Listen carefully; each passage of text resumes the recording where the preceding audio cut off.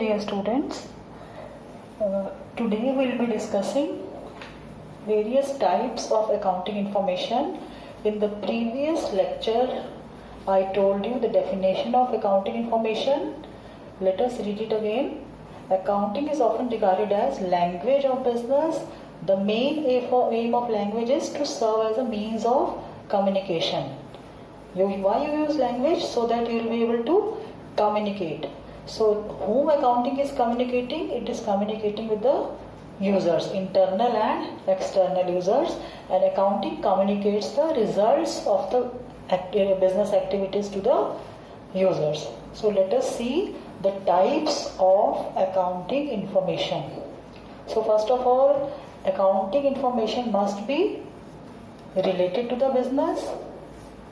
This is the first requirement, and second, it must be measurable in terms of money. Though we have already done this is the characteristics of transaction. It must be related to the business means whatever we are recording, it should be affecting the business. And there are some other aspects also which are affecting the business, but they cannot be converted in monetary terms, so we won't be able to record them. And the second character is it must be measured in terms of money. So whatever is affecting the business, it should be measured in monetary terms. For example, suppose I gave you this example earlier also. Suppose there is a dispute between sales manager and production manager. So this is affecting business, but this effect cannot be converted in monetary terms. Though it is affecting monetary also, but you cannot estimate the loss due to this. So that's why it cannot be recorded. So the two main characteristics of accounting information must be related to the business and measurable or convertible in monetary terms. So first one is business transaction. Business transaction same. It should be related to the business as well as it should be converted in monetary terms. Yes. Now second type of business information or accounting information is that it gives us information about our receivables and payables. Means information about those persons from whom we have to take the money and those to whom we are required to pay. See, there are two types of persons connected with us. Two types of persons connected with us. One is our customer. This is our business. And another is supplier. They supply us raw material, and we convert raw material into finished products and sell it to a customer. So how much amount is due from a customer? This is known as receivable. If you are selling goods, so selling your article or selling your product on credit basis, then you want to know the receivable. How much amount is to be taken from this customer and how much amount is to be paid to the supplier. This is known as payable. So we want both type of information. So accounting information covers both type of information, receivable as well as payable. Now see the next one. It gives us information about properties. Properties means the more the properties means your valuables. So it gives us information about properties. So these are your valuables. All valuables. The more valuables you have, the more stronger you will become. It gives you strong position because you can easily pay your liabilities in that case. You are capable of paying your liability. Capable of paying your liability. So accounting information gives us information about our properties. There are two types of properties. It can be tangible, which can be touch and feel, and another type one seen also. And this type of properties, these are intangible, which cannot be touched or seen. So it gives us information about these two types of properties with these two characteristics. Tangible, like for example furniture, you can easily touch and see your furniture, your building, your machinery, your vehicles. And intangible means your reputation, the reputation of the business or goodwill. You can only feel, yes, you have built a goodwill in the market because the customer, you will be able to retain your old customer. Again and again, the same customer will purchase from you only because of reputation, because of bonding which you have with your customers. So business information gives us information about our properties, so that we feel confident when we'll be able to pay our liabilities. Now see the next one, expenses. So what do you mean by expenses? Expenses means these are incurred when benefit is received. For example, when you take services of your employees,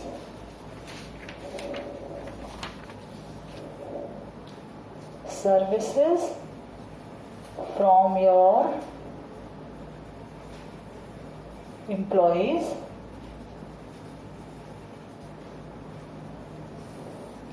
and then you make payment for salary. So you receive the benefit and then make the payment. So expense, but if suppose you are making payment in advance, suppose some employee ask you to pay the salary in advance, then that cannot become expense because you have not taken the benefit. So the two main characteristics of expenses are, expense is incurred when benefit is received and it is irreversible. So let us take for example, suppose you have taken a ticket to air ticket to Mumbai, and suppose your travelling date is 1/5. So on 1st you are travelling, but due to some or the other reason, due to a situation which is prevailing right now, you cancelled your program. But because you have purchased the ticket, suppose the amount you paid for ticket is, let us say rupees 5,000. So when you are making payment, it will not become your expense unless and until you travel to Mumbai and avail the facility. I hope this is clear to you. So the expense is incurred whenever benefit is received. If you have not received, if you have not traveled to Mumbai, so just buying a ticket will not suffice the purpose. And second is, it is irreversible. You cannot revert it back. So once you have taken the benefit, for example, once you have taken the services of your employee, you cannot revert it back. Now next is revenue. So these three items are interconnected. What is this revenue? This is earned when benefit is given. To whom you are giving this benefit? This benefit you are giving to your customer. Again, if customer makes the payment in advance, suppose the customer is giving you payment on let us say 27 April, he has made you payment in advance, and he'll be buying goods on, let us say, 20th May. Actual buying will be done, actual delivery of goods will be done on 20th May, but he has given you advance payment on 27th. So which date you will be considered as date of earning revenue? This or this? This will be the date of earning revenue, because on this date you will be giving the services, and the day on which you paid the advance, it will not be considered as date of earning revenue. Likewise, take another example. Suppose the customer has purchased goods on this date. He has actually purchased the article from us. Article. Let us say suppose you are buying, you are producing shoes. So customer has purchased shoes from us, but has not done the payment. But the date of revenue will be 28th April. Suppose he is making payment. He has promised that he will be making payment on, let us say, 31st May. He has promised to pay. Then this date will not be considered for date of earning revenue. So I hope the two concepts of expenses and revenue must be clear to you. So what is there in expenses? Expenses are incurred when benefit is received, not when the payment is done. Likewise, revenue is earned when the benefit is given, not when the money is received. And the difference between these two, revenue and expense, is your income. I repeat, the difference between, why you are studying these two concepts? Because the difference between revenue and expenses is your income, either income or loss. When will it be income? When revenue is more than expense. And when will it be loss? If revenue is less than expenses. So, accounting information, next type of accounting information is information about profit or loss. Revenue is more than expenses, and when revenue is less than expenses. It also gives us information about long-term liability. Normally, when you are taking loan from bank, it can be for 5 years or 10 years. So information about all those long-term payments will be given through accounting information. So these are the types of information which will be obtained through accounting. Information about business transaction, though it covers the all types. Receivables and payables, this is in case of customer, this is in case of suppliers. Information about your properties, information about your expenses, revenue, this is related to sale, and profit and loss, long-term liabilities. Now let us do the next concept. Next concept is related to the qualitative characteristics of accounting information. So these are the features of accounting information which increases its understandability and usefulness. So let us do all these qualitative characteristics one by one. Now first qualitative character is reliability. So the information which we are giving, it must be dependable. It should not be based on the personal judgment of accountant, and moreover, then only it will become fair. It should be related to the business, and it should be fair. Whatever you are providing, information you are providing, it should be true and fair, and it should be disclosed properly. We should be able to draw meaningful results, free from biasness, and we need complete information. If all these attributes are present in accounting information, then it becomes reliable. So you will be able to depend on that information. Normally, government charges taxes on us because government is depending on the information supplied by us. And the next is relevance. So what is the meaning of this relevance? Relevance means it must be related to the users. So whatever information user wants to obtain from us, he'll be able to obtain that information. Otherwise, he won't feel satisfied with the information given by us. So the information must be meaningful, must be useful to the users. For example, if you are providing our customer information about long-term liability, how much you are required to pay as a bank loan, then that information will not be useful for the customer. But if you provide information related to quality of product, then it will be useful for the customer. So the accountant must be very conscious in providing the information, and moreover here it is quite possible that information which is relevant for a particular person may not be relevant for the another person. But you have to provide all types of information, and this is the duty of the party who is interested, user, to choose the information according to his own needs. Now next is understandability. So what is the meaning of this understandability? Understandability means whatever business records we are maintaining, this information must be maintained or must be recorded or must be supplied in such a way so that even a common man will be able to understand. Common man means, like for example, if suppose customer comes and if government inspector comes, money lenders come, they will be able to understand that information.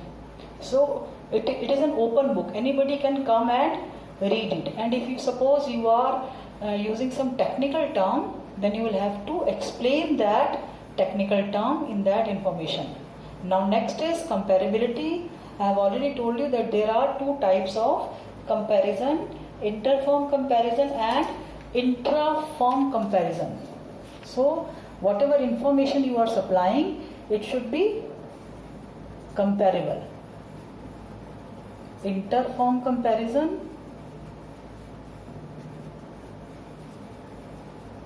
and intra-firm comparison.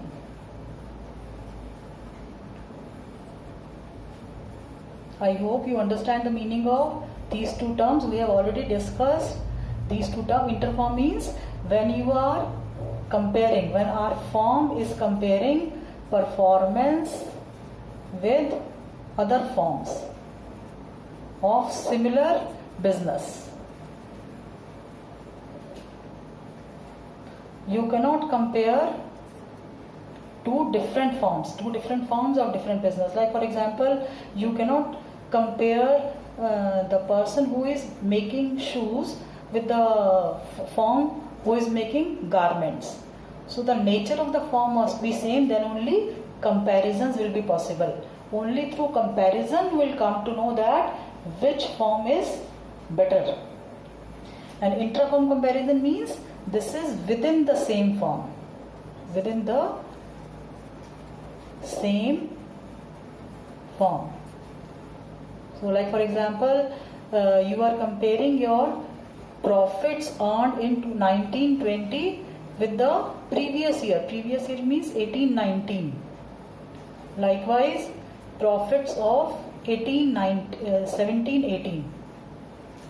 So why I am writing years like this? Because your year starts on 1st April.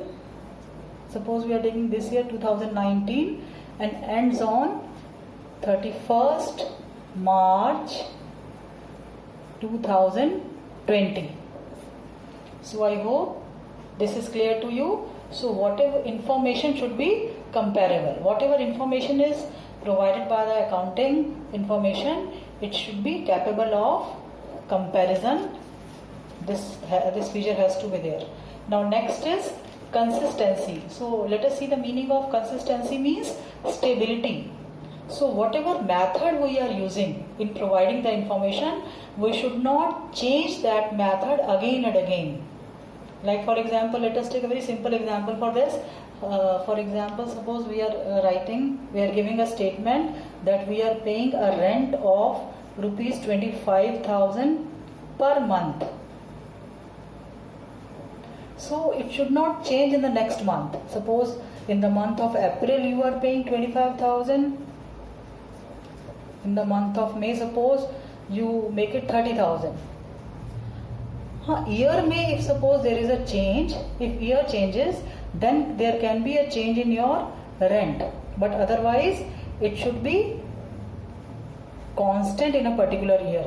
Likewise, if we are choosing a particular percentage for charging depreciation, it should not change from year to year. Like for example, first year you charge 10%, second year you charge 15%, third year you charge 20%. So you should not change this percentage year after year. So this is the principle of consistency. This is the quality of consistency. So I hope all these qualitative characteristics of accounting information are clear to you. Information must be reliable, means dependable. A person, the user who is taking this information, he will be able to rely on our information. He will be able to believe that the information which is supplied to him is correct. It must be relevant, it must be useful, meaningful to the user. Understandable means it should be easily understood to the concerned person. So you can use graphs or you can use percentage to make it more easier for understandability. Comparability, it should be compared with the other firm in the same industry or within the same firm.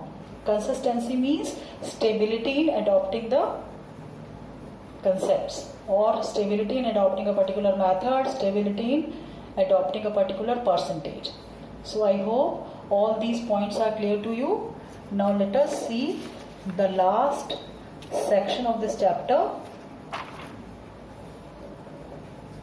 Now this is a sort of summary which we are getting through accounting information. Accounting information should ensure to provide information for making economic decision.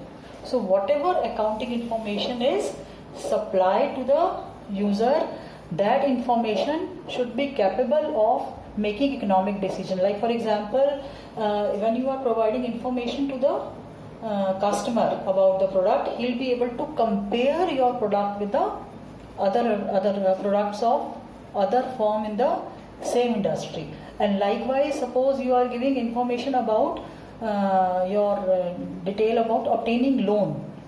So the bank manager should be able to make the decision whether to grant loan to the firm or not. Serve the user who rely on financial statement as their principal source of information. So the user who is using financial statement, he should consider this as the main source of information. It should not be supplied by some other party. Provide information useful for predicting and evaluating the amount, timing and uncertainty of potential cash flow. See, what is this potential cash flow means? How much cash you will be getting in future, how much cash you will be spending in future. So you should be able to evaluate the amount, timings and uncertainty. All these points has to be there. Providing information for judging management's capability to utilize resources effectively in meeting the goals. So what is there in this? The information which is supplied to us, it should be capable of judging management's ability. So what management used to do? They used to frame the policies, they make plans. So the information which is supplied to us should be capable of utilizing resources effectively. So whatever plans management has made, whether those plans are effectively utilizing the resources of society or not, you should be able to judge through those information. It provides input for making analysis and interpretation of financial statement. So all those information we should be able to analyze and interpret financial information. So I have already told you how to analyze with the help of various analysis, cash flow statement, ratio analysis, and we are conveying the information to the users. Provide information about corporate social responsibility. So what is the role of business in social responsibility? This information must be provided by the business.